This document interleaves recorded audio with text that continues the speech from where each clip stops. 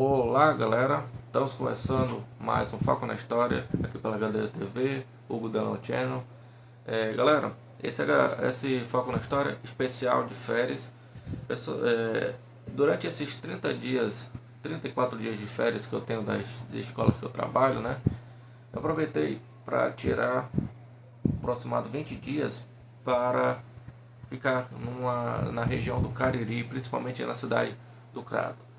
Estou aqui visitando meu pai, né? E nós estamos rodando a região do Cariri. A região do Cariri é uma região que é rodeada pela Serra do Araripe, né? E é uma região muito interessante. Eu aconselho vocês, espectadores, a virem conhecer. Que aqui nós temos várias cidades e é uma grande expressividade histórica que tem aqui na região do Cariri, né? Nós temos cidades, aqui eu estou no Crato, né? A 10 km tem Juazeiro, a 20 km tem Barbalha, Missão Velha, Santana do Cariri, Nova Olinda, enfim. E atravessando a fronteira do Pernambuco nós temos o Exu, terra do Luiz Gonzaga. Então eu vou dividir um pouco dessas coisas em alguns episódios dessa temporada. Certo, galera? Galera, gostaria de falar a primeira história aqui sobre a história do Crato, onde eu estou agora, né? Onde meu pai mora. E pessoal, a história do Crato é muito interessante porque ela faz presente boa parte da história do Brasil, bora dizer assim. Como eu falei, está na região do Cariri cearense. Essa região, por que Cariri? Aqui nessa região do Cariri, Cerrado do Arari, habitavam os povos da civilização indígena Cariri, que ficavam no vale do rio Jaguaribe-Mirim. E além desses cariris, essas tribos, existiam outras civilizações, mas predominavam os cariris nessa região. A região do Crato, o Crato é uma das cidades mais antigas que existe aqui no Vale do Cariri, na região do Arari, porque vai sofrer ao longo da história várias influências, né? Primeiro, chegam os portugueses aqui na região, começam a explorar. Vocês sabem que o Nordeste ele vai ser um auge do açúcar no Brasil, e o Crato, essa região, não vai deixar de ser explorada pelos portugueses. Aqui, por uma proximidade com o Pernambuco, nós estamos a exatos 60, 70 quilômetros da divisa com o estado do Pernambuco, vai sofrer um pouco das influências holandesas e sofre aquele processo de expulsão da revolta de Beckman também aqui na região do Crato. Aqui no Crato também tivemos o povoamento começou com as explorações dos grupos chamados as bandeiras, os bandeirantes. Os bandeirantes dos irmãos Lobato Lira. Eu tô com a colinha aqui, gente. Esses irmãos Lobato Lira, eles vieram a mando da corte portuguesa para explorar regiões que ainda não eram exploradas. No caso, o sertão, o interior. E ao longo do próprio Crato acabou explorando essas missões, né, chamadas de bandeiras, tinham como objetivo resgatar os índios que eram fujões, e nessas explorações acabaram encontrando a cidade do Crato, né? A cidade do Crato, região do Missão Velha, Juazeiro, enfim, Juazeiro do Norte, e acabou encontrando, né, essa região, e aqui fixaram uma grande exploração. Os portugueses, como vocês sabem, quando chegavam numa região para colonizar, eles traziam consigo os engenhos, as ideias dos engenhos, e também traziam a religião. Aqui a região do Crato, o Crato do Ceará, teve influência dos frades caputinos. Eram as ordens religiosas que existem dentro da igreja, né? Na verdade, os caputinos estão dentro das ordens da Companhia de Jesus, né, que foi criada durante o século XVI com o objetivo de explorar, de catequizar o nativo brasileiro daqui. Não o nativo brasileiro, mas o nativo americano como um todo. E os cariris, né, os índios cariris sofreram essa influência. Dentro da ordem das companhias de Jesus, existe os caputinos, existe os jesuítas, que os jesuítas são os marcos. Os caputinos, eles vieram com a intenção de catequizar os índios. Eu já expliquei como era o processo de catequização em outro episódio, mas só informando. A catequização dos nativos no Brasil era assim: existiu o processo de escravização do indígena. O Brasil não deixou de escravizar os portugueses do engenho, mas quando a igreja entra, ela faz o seguinte: olha, você tem duas opções do que é: ou você se catequiza e livra dessa escravidão, ou você é escravizado e continua com a sua religião. Claro que o indígena ia para o lado mais fácil, que era a catequização, porque não tinha aquela escravização. E aqui não deixou de fugir com os famosos frades caputinos. Aqui a região vai ser dominada pela cana-de-açúcar, vão conseguir implantar cana-de-açúcar, criam os engenhos de açúcar.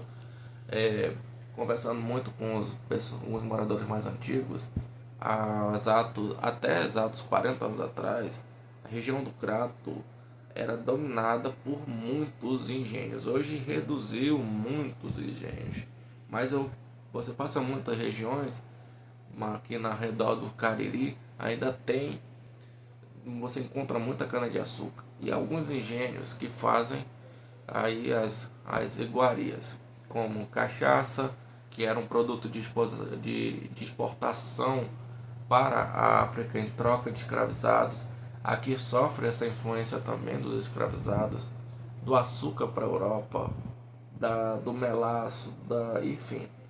E aqui tem uma grande iguaria, que é a rapadura também, que vai ser feita aqui. E aí durante esse período o Crato vai sofrendo essas influências. Chegam igrejas, nós temos uma igreja muito legal aqui, que é a Igreja da Sé, uma igreja muito antiga que existe no Crato, que foi montada pelos frades caputinos, pelos jesuítas. Temos outras igrejas espalhadas ao longo da cidade. A cidade do Crato é uma cidade muito grande mesmo. É uma cidade que tem 120 mil habitantes, mas tem muita vilarejo, bairros enormes, né? E cada bairro tem uma igreja praticamente que centenária, quase centenária ou mais bicentenária. É uma grande cidade, pequena de população, mas grande de cultura, né? Gente, continuando aqui, no século XIX, né?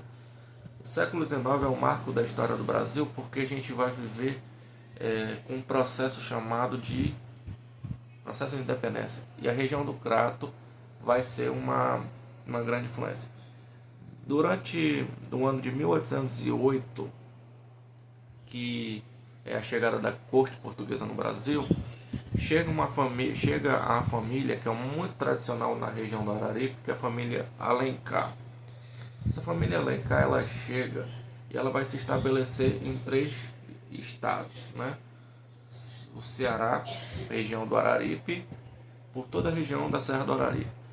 Vai o Ceará, Pernambuco e Teresina, porque a região do Araripe, ela engloba o Vale da Serra do Araripe, ela engloba 3 grandes estados e faz essa fronteira de bifurcação.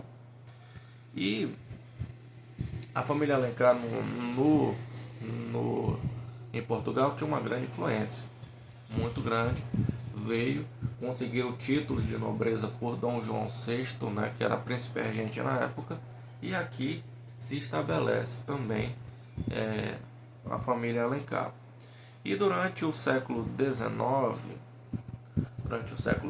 ali, no ano do dia 3 de maio de 1817, Um cara chamado José Martiniano de Alencar, aqui na região do Crato, ele fazia um processo de luta pela independência do Brasil. Olha só, a independência do Brasil é 7 de setembro de 1822, mas no dia 3 de maio de 1817 ele fazia um processo de luta pela independência do Brasil. Olha como era isso, né? Dando um apoio para essa independência, porque já tinha um Dom João aqui. Só que Dom João, em 1820, acontece a Revolução do Porto, que era a chamada do rei Dom João de volta para Portugal, para o território. Só lembrando, voltando para a história, né, que Dom João em 1807, ele, no final de 1807, sai de Portugal para vir para o Brasil, fugindo do cara chamado Napoleão Bonaparte, né?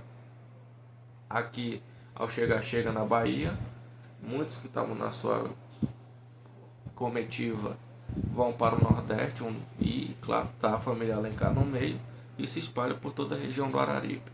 Aqui vai participar da Revolução Pernambucana, aonde vai brigar pela permanência do rei Dom João aqui no Brasil.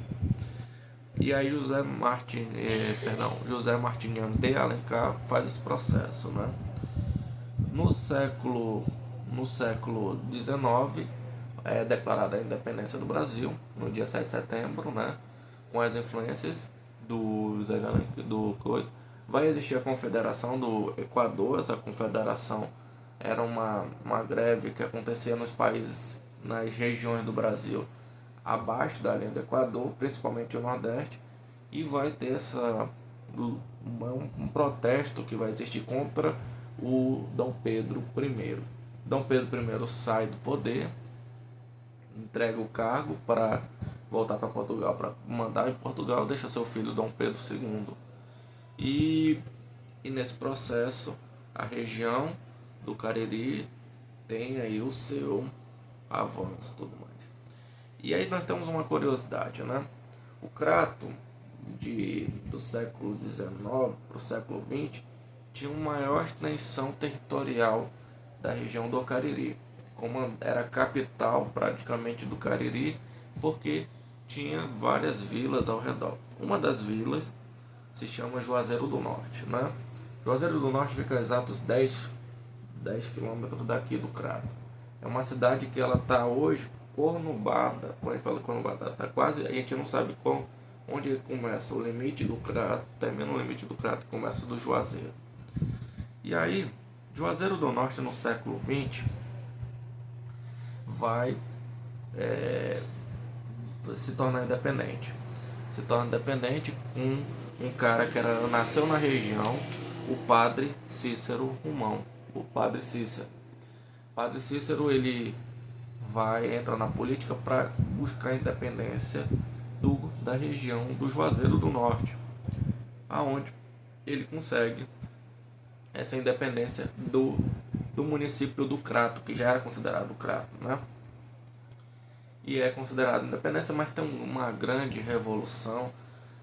Na história, eu estudando na faculdade, eu vi a Revolução do Juazeiro, um texto muito interessante, e onde cita Padre Cícero sendo um personagem principal, porque ele lutou pela independência do Juazeiro do Norte, onde autoridades da política brasileira da época da República vieram para Juazeiro do Norte para convencer de não ter essa independência da região, né, do Juazeiro, mas ele, com a sua influência diocesana católica, consegue a independência do Juazeiro do Norte e claro, consegue se tornar uma personalidade na região do Cariri. Padre Cícero, onde chega na região do Cariri, eu cito o nome Padre Cícero aqui, é considerado já um santo aqui na região, por mais que não é na Igreja Católica Apostólica Romana, mas já é considerado um santo, né? E aí nós temos uma curiosidade sobre o Crato, né? O Crato teve uma ferrovia que foi criada em 1926, que ela conectava de Fortaleza ao Crato. Uma ferrovia de 500 e poucos quilômetros que ligava a região do Cariri até a região de Fortaleza, aqui do Crato até Fortaleza. E toda a agricultura, todo o comércio que vinha da região do Vale, da Serra do Arari, saía do Crato para ir para Fortaleza. Hoje essa ferrovia ela foi desativada e deu entrada às BRs que a gente conhece, às CE que conhece. E nesse processo, né, ficou só os resquícios. Os governos, as prefeituras, com o tempo, permaneceu um acordo entre a prefeitura do Crato e do Juazeiro, a linha ferro do Crato com o Juazeiro do Norte, que é muito interessante. Essa ferrovia que existe é um VLT, inclusive, que interliga do Crato ao Juazeiro, do Juazeiro a Crato, que hoje está presente só para conservar um pouco dessa história. E hoje, gente, vamos falar do hoje, né? A região do Crato hoje é uma grande região econômica. Crato, por mais que não cresceu populacionalmente, né? Mas é um grande polo comercial. Vive da agricultura, vive do comércio, tem pequenos polos empresariais na cidade. Crato, com o tempo, com a ascensão do Juazeiro do Norte, né? Juazeiro do Norte se tornou a capital do Cariri praticamente. O Juazeiro tem 300 mil habitantes, Crato tem apenas 120, mas é uma região muito importante. Nessa região do Cariri existem 3 cidades que são polos econômicos, que são as chamadas Crajubá, que é o Crato, Juazeiro do Norte e Barbalha. Que vou falar depois de Juazeiro e Barbalha, né? Nos próximos episódios. Quero falar para vocês que aqui no Crato, nesses 15 dias que eu tô, existem grandes coisas que acontecem no Crato, aqui nessa região. O comércio, a maioria das cidades, as ruas são pequenas dentro do centro comercial. As ruas são pequenas, é um negócio interessante e conserva, em boa parte, um centro histórico. Tem museu em tudo que é parte da cidade. Tem museu e conta a história. Crato é uma região que poderia ter ficado com raiva do padre Cícero Romano por ter dado a independência do Juazeiro do Norte, mas não. Sofre a influência do padre. Você chega em qualquer mercearia, qualquer comércio, aqui, qualquer papelaria, você chega em 10 comércios, 7 tem o nome do padre Cícero, né? Você chega qualquer local, tem um pouco contando a história do padre Cícero. Padre Cícero eles consideram, então uma briga, né? Que diz assim, Padre Cícero fundou o Juazeiro, mas ele nasceu no Crato. E tem outras personalidades que também nasceram no Crato, né? E eu quero contar uma coisa para vocês. Esse mês de julho, e pessoal, há 2 semanas atrás, né? Mês de julho, metade do mês de julho, tem no Crato a chamada Expocrato, né? Ela começou, a princípio, era uma pequena feira agropecuária, um espaço reservado, onde o pessoal tinha só para mostrar as suas coisas, eram pequenos festivais, né? Para mostrar a cultura regional. E hoje é a maior feira agropecuária do Nordeste, gente. Pessoal, é uma feira que ela tem um parque, o Parque Feliciano, acho que é Feliciano Felício, se eu não me engano, eu não sei, é uma coisa Felício o nome do parque. E, cara, é um negócio impressionante. São uma semana de feira agropecuária e você tem 10 shows por noite, onde desses 10, 6 são atrações nacionais, grande importância. Eu vim de viagem de carreta. Cheguei na sexta-feira aqui no Crato, no dia 11, né? E adivinha quem abriu a Expo Crato? Roberto Carlos. Gente. Nos outros dias nós tivemos outros shows, né? Tivemos Bruno Marrone, Leonardo, Wesley Safadão. Wesley Safadão fez até um DVD, tá até na internet aí. Se vocês quiserem procurar no YouTube, pode procurar. Eu sei que é uma região que uma espocrata desse tamanho, vindo como Roberto Carlos, tem que valorizar o Crato, né? A feira agropecuária chamada Expocrato. Passeando, andando aqui pelo Crato, junto com meu pai, ele mostrando os lugares, a gente se fascina. E outra, é impressionante como eles conservam aqui. A conservação ambiental é muito grande aqui no Crato. Conservação histórica, conservação de memória. Tem o Parque Nacional do Araripe, tem aqui, começa aqui. Aqui nós temos na região do Crato. Nós temos da região do Araripe, nós temos o Soldadinho do Araripe, é uma espécie de pássaro que está em extinção. E tem na Serra do Araripe, principalmente do lado do Cratense. Quero falar para vocês venham para o Crato, conheçam a história do Crato. E não fiquem somente na história do Crato, venham para a região do Araripe. Crato, hoje, é uma cidade dentro dessa região do Araripe, da Serra do Araripe. Mas visitem o Crato, vocês vão se apaixonar pela história. A população muito bacana, receptiva. E visitem o Crato.